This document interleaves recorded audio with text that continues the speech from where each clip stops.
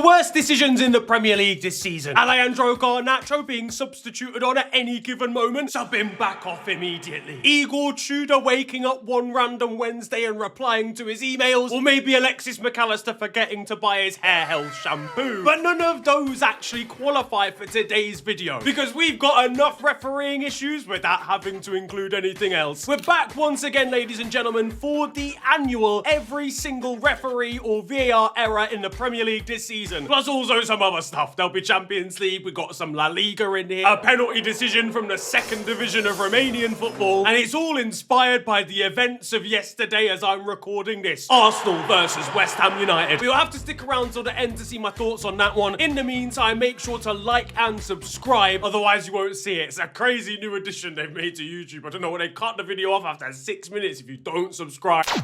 VAR errors were up 30% at the halfway mark for the season, and the campaign isn't actually done yet. We've got 2 game weeks left to go. We're on trajectory to be rising from last season, and that's just in terms of official PGMOL apologies. Those aren't the only clear and obvious errors in my book, so everything goes from this point onwards, because in the words of Mike Dean, it's May. He said the reason that some of the poor decisions that have been given recently in a game between United and Sunderland were because it's May now. This is the average Premier League game now, once the calendar has ticked over from April. Sol Campbell most likely has brain injuries from heading a ball too frequently, and even he doesn't say stupid shit like this on TV.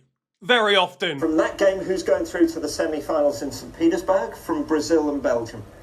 I think France. So that's the sort of refereeing we're dealing with today. For this season's VAR foolishness, it got underway immediately, because about 7 minutes into the new season, and Marco Senesi was playing basketball on the halfway line. The PGMOL had barely set up their Sky Sports subscription before they were having to apologise to Liverpool this season, as Marco Senesi quite clearly cut out a ball that was landing one-on-one that would have led to a one-on-one for Liverpool just 7 minutes into the game. Not only was it an intentional handball, but it was also last man as well. That's like 2 red cards in one. I immediately knew what season we were getting. As soon as I saw this, not even sat down with my dinner, and this was already going on. But after that, we'll move on to a few of the more controversial ones, because that's clear cut. You know, Marco Senesi being scared by Mo Salah's new hairline into quite literally picking up the ball is a very obvious error. But not always do the PGMOL accept that they're wrong. During the North London derby, and Tottenham thought they'd grabbed themselves a goal through Randall Kolo Muani, only for him to rest his hand on the back of Gabriel and for the Brazilian to fling himself to the floor. This shit, by the way, is pathetic. I'm fed up of defenders that are built like Canary Wharf going down under the most minute contact, hitting the deck because I thought about pushing you over. I didn't even conduct that action yet. It's so boring that a defender can just like put their body in front of the ball, look behind them, see there's an attacker behind them, not even necessarily feel any contact, but just fall over and then grab the ball and get a free kick from it. It happens all the time. I'm not even just going at Gabriel for this, although he does go down way too easily all the time. But defenders across the league do this. I mean, Alex Jimenez doesn't want Jake O'Brien to go down here, mostly because he's actually of age. Obviously, this is extremely soft, and I don't think Gabriel should be going down in this position. He's just clearly been out-jumped, out-maneuvered, and gone down and tried to buy a free kick, and he's won. What makes this even worse is the fact that Hugo Ekitike did the exact same thing against Spurs, and he got away with it. A lot of the issues we're actually going to talk about in this video are due to a lack of consistency. Is the Gabriel one a dive? Technically speaking, it is subjective. It's up to the viewer. I personally think so. I don't think a player like Gabriel should be going down under that amount of pressure. I think he's absolutely trying to buy a free kick out of the referee. But technically speaking, it depends on what you deem to be a foul. But at the very least, you then have to carry that precedent forward into the next decision that you make. So when Hugo Ekitike did the exact same thing against Spurs and the Ekitike goal stood, it makes you question what the hell is even going on here. You have to decide, is it a foul or is it not? If the Gabriel one is a foul, then Ekitike's goal has to get ruled out. But if you're going to play on with the Spurs one, then you have to play on with the Gabriel one. Again, I think that probably both of them should have stood because it's a contact sport. Having your hand on the back of someone is very different to completely shoving them over or grappling them or pulling them down to the ground. But on the theme of grappling, we head to Arsenal versus Chelsea. Now, you can take your pick from this one, okay? We can talk about David Raya punching Joao Pedro in the face. The poor guy got assaulted. He could press charges, I'm gonna be so honest. But again, in theory, David Raya, I believe, does connect with the ball, so it's kind of just follow through after that. But Declan Rice and Peas has managed to actually commit 2 felonies at the same time, attempting to ride João Pedro into the sunset whilst also handling the ball away. It's genuinely very impressive that he's managed to do both. Wow, VAR, where are you? Please. Declan Rice was making funny shapes trying to get the ball away, with his arm in a natural position as the ball swung into the area. But I mean, the all-round scene of this is just ludicrous, isn't it? Like, what are we actually doing here? I'm going to talk about it in a bit more detail when it comes to corners, but guys, let's not take the piss here. This isn't football. Like, this holding on for dear life, 17 fouls happening at the same time. Rob Sanchez must have been confused watching this happen at the other end. Let's be so real. His ADHD didn't allow him to watch this. He was looking at pigeons in the air whilst facing the wrong way as David Raya suplexed his teammate through a table. Perhaps that's Bernardo Silva's next move, though, as the little Portuguese nugget seems to get away with everything. I mean, he's rugby tackled Merlin Roll versus Everton for a start. I'm starting to think the referees are on his payroll at this stage. This is what Bernardo's actually allowed to get away with in the eyes of the referees. Every single week, by the way, this guy's not getting a yellow or potentially even a red for some criminal activity. He could be caught outside Stockley Park waiting to deliver a brown envelope full of cash to Michael Oliver. What are you doing, my friend? They have to fancy him or something. The referees must fancy him, and I don't know why, because he looks like an extra from Ratatouille. He could honestly pull out an AK-47 and unload 4 rounds into James Garner, and they'd say play on. They'd give an advantage to Manchester City. Because not only did he do that, but he also got away with a punch whilst sat on the floor against Brentford. Guys, what are we doing here? It just is violent conduct. You can't punch someone and get away with it, guys. It doesn't matter whether you're on the floor and you punch his calf muscle. You could punch his left small metatarsal. It's still a punch, broski. I don't know what the referees are looking at in situations like this. Are they saying that the punch wasn't hard enough? Are they saying that he went with his forearm rather than his fist? Is there a technique to the punch that we're all missing that apparently means that it's not a red card? I need some sort of clarification, and this is the problem. We never get any from referees. Speaking of punches, though, and shout out Matheus Fernandes, who managed to get away with uppercutting a ball away whilst going up for a challenge with Thierry Barry against Everton. He's playing volleyball in the area, and apparently this isn't a handball and a pen. I'm so baffled that this one is not an official PGMOL apology, because I don't understand what part of the body they think it's deflected off. I know it doesn't matter whether it's intentional or not, right? If it's not intentional, sometimes they give a bye, right? If the arm's in a natural position. But the arm isn't in a natural position. He swung it around Thierry Barry to try and grapple with him, and he's punched the ball out of play. That's not the ball by your side. That's not the ball in a position where you couldn't do anything about it. You moved your hand towards it. Whether it was accidental or not, you moved your hand to where the ball is and you punched it out of play. So they clearly must have thought it came off a different part of his body. They clearly must have assumed his semi just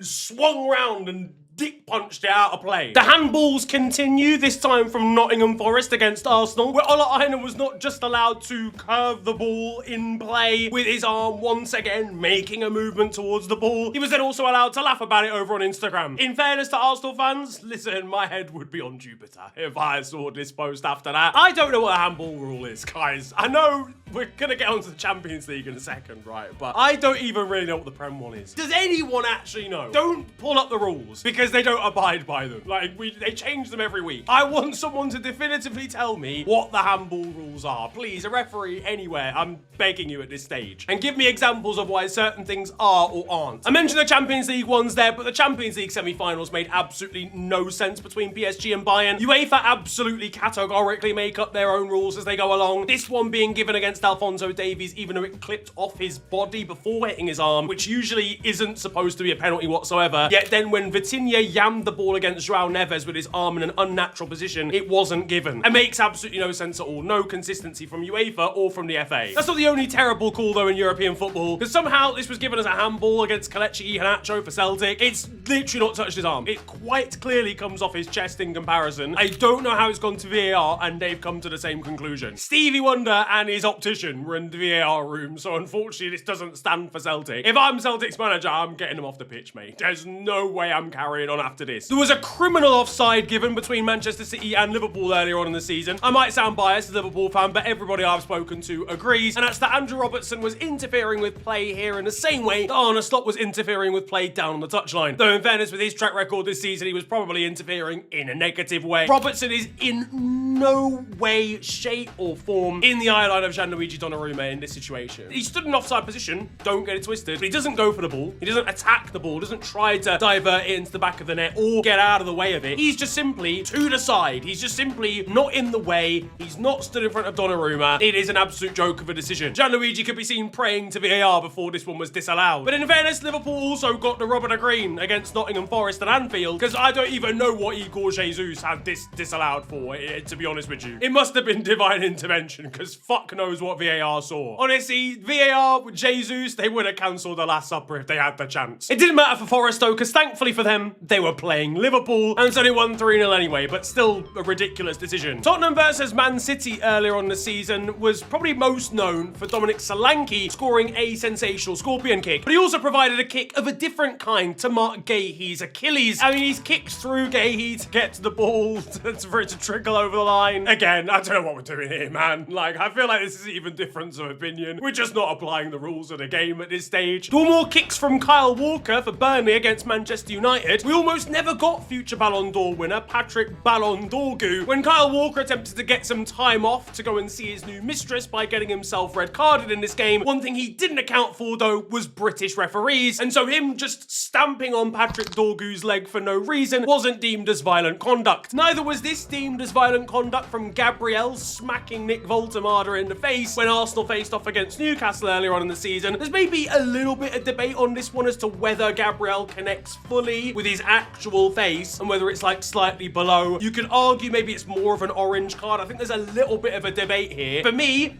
I think it's unnecessary. I do think it's violent conduct, but I think it's slightly lower down on the threshold as far as like punching someone is concerned. Like the Kyle Walker one is more of a red in my opinion than the Gabriel one, if that makes sense. But either way, I think they're still both mistakes. One that can't be argued though for Gabriel is his headbutt on Erling Haaland. We're in a world now where you get rewarded for just going down and pretending to be injured. And if you stand your ground, even if you get headbutted, you just won't see anything happen. Gabriel has leant into a headbutt on Erling Haaland. Why is it not a red card? I simply have to have somebody from the refereeing board, from the PGMOL, explain to me how this isn't a red card, or explain to me how it's not an official VAR error. Who's viewing this shit, bruv? Floyd Mayweather. Of course it's a red card. It's not like he's like lent in slowly. He's gone in like that. Actual headbutt. The only reason he's not been sent off is because Erling Haaland is a big man and he decided to stand up tall and like just try and beef him anyway. Any other player in the Premier League probably decides to go down and they get him sent off. But that's not how football should be played. It should be on the perpetrator, not the victim. And who knows, the Premier League title race could be potentially very different if Gabriel is suspended for 3 games as he should have been. It obviously didn't affect the result here because Arsenal were already losing, but that could have had an impact on future Arsenal games. And they decided to not give it just because Haaland didn't go down. What are we doing here? We are going to rinse through though now a couple, or quite a few actually, well, a lot, that have been officially acknowledged as errors by the PGMOL. I'm not going to talk about them in grave detail because they've already been accepted as errors, but they need to be addressed and talked about anyway. There was a high boot from Malo Gusto that should have resulted in a penalty, a challenge on Yankuba Minta. We then had Nathan Collins, who wasn't given a red card for a pullback on Brian Mbermo. That should have been, I believe, a red card as well because he made no attempt to play the ball rather than just a penalty. Dan Burn should have given away a penalty for a trip on Django Ouattara, which wasn't given. William Saliba should have given away a foul on Tieno Barry in the area for a kick against Everton. Max Kilman should have been done for a handball for lying on the ground and swiping the ball away with his arm against Bournemouth. There was then Christian Romero, who should have received a red card against Brentford. Brighton's Viper was pulled down by Gabriel Martinelli against Arsenal in the area. That was officially acknowledged as an error. That also helped Arsenal as well. And JD Camvo shouldn't have given away a penalty in a handball against Chelsea because even though the ball was going into the back of the net, his arm was in a natural position. That one was decided by a VAR official who'd only ever never officiated 4 Premier League matches beforehand. Makes you think. More recently, I'm not sure how this wasn't a red card, this late elbow that was left in on Bruno Fernandes from Sunderland versus Manchester United. Meanwhile, on the flip side, Lisandro Martinez quite literally smacked Brian Brobby in the face. Probably the boldest thing about that is deciding to start a scrap with a man that looks like Brian Brobby. You'd have a better chance fighting an 18-wheel truck in the middle of the M1 than picking a scrap with him, but either way, Lisandro tried to anyway, off the back of a 3-match suspension for getting a red card. So I don't even know what Lisandro Martinez is thinking, but I also don't know what VAR is thinking. Maybe they've fallen asleep. It's late in the season. Let's be honest, they're all knackered. Just accept it. Just agree to the fact that you're not watching the games, guys. I wouldn't even blame them, because some of the football I'm seeing this season is ridiculous. On the team of Manchester United, Diogo Dalot should have been sent off for this challenge on Jeremy Doku. Let's be real. It's rash. It's rogue. I don't even really know what we're doing anymore, like allowing challenges like this when I see some of the red cards that are given these days. Fuck it, we'll stay on the Manchester United team actually, because when they played Bournemouth, Amad Diallo was shoved to the ground only for Bournemouth to go up the other end of the pitch and score instead of United getting a penalty. When Harry Maguire did the exact same thing later on in the game, that was given as a pen and a red card for Harry Maguire as well, for identical challenges. Yet Amad Diallo didn't seem to get a penalty when he was fouled. Is it a colour thing?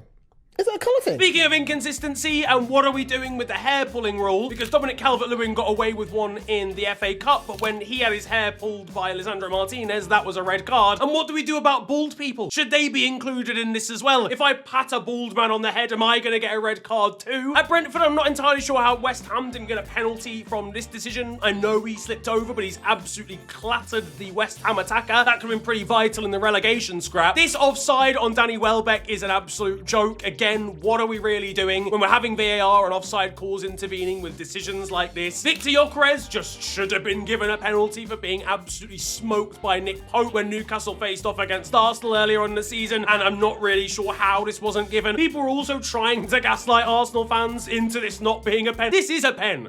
There is absolute contact between Nick Pope and Gyökeres in this position. In this position, you don't have to smash it. He's in on goal, he's through, he's going round you, you're in the area, you don't have to clamp him like that. Yeah, I'm seeing fouls given for Muniz stepping on Chalobah's toe whilst Muniz is in possession of the ball, and it's seeing Josh King's goal getting disallowed at Fulham versus Chelsea. That's another one that got a PGMOL official apology as well. Who could forget Fabian Schär's tackle on Phil Foden at Man City versus Newcastle? James Trafford's kung fu kick on Mohamed Kudus at the start of the campaign, or maybe Ferran Torres if we're going further abroad into Spain with this offside call against Celta Vigo. Back though all the way to game week 1 and at Arsenal versus Manchester United, we had Saliba getting in the way of Lamens trying to actually, get to a set piece, and Calafiori ended up scoring. Was it quite as much of obstruction as what we saw this weekend recently? I don't think so personally, but Saliba did have his arm, did have his hand on Lamens' arm. You could argue that he's getting in the way of the goalkeeper, but I think a much more clear-cut case for me, and one that I agree with, I don't care what Arsenal fans say, oh, it's not the same, he wasn't gripping his shirt. This one between Arsenal and Aston Villa is absolutely a foul on Emi Martinez. Saying that it's not exactly the same as what we saw the other day is like me saying,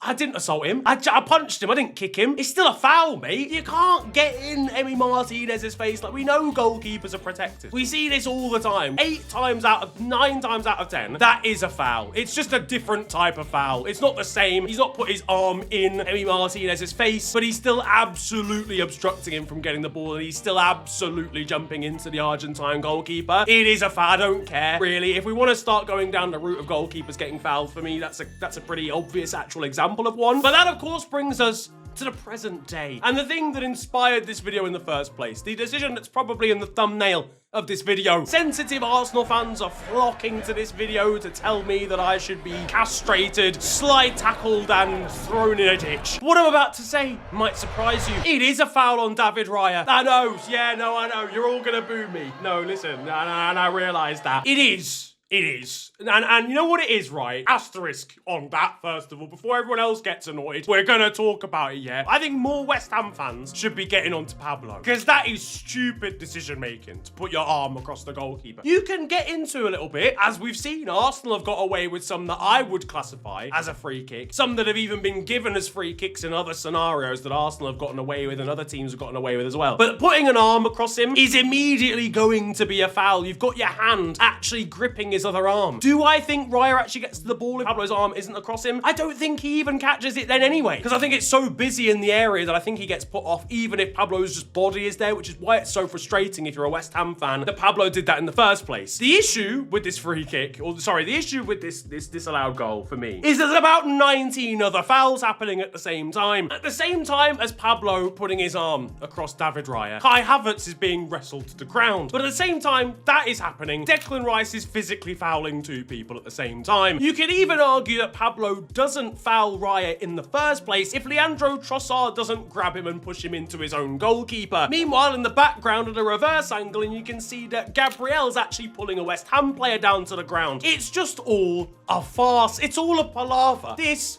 isn't football. I said it at the start, I'm bookending this video by echoing those thoughts. This right here, these screenshots are not football. This isn't just physicality from a set piece. This isn't just tactical trying to get away with things. It's just shit. I don't care whether it's Arsenal doing it. I don't care if it's West Ham doing it. I don't care, quite frankly, even if it was Liverpool doing it. It is rubbish to watch. This isn't rugby. It's a contact sport, yes, but I don't want to see 9 fouls happening. Either it's a free-for-all or it's not. You can't look at this decision, you can't look at what's happening here in the box and say, I'm gonna prioritize the goalkeeper in every single one. You know what?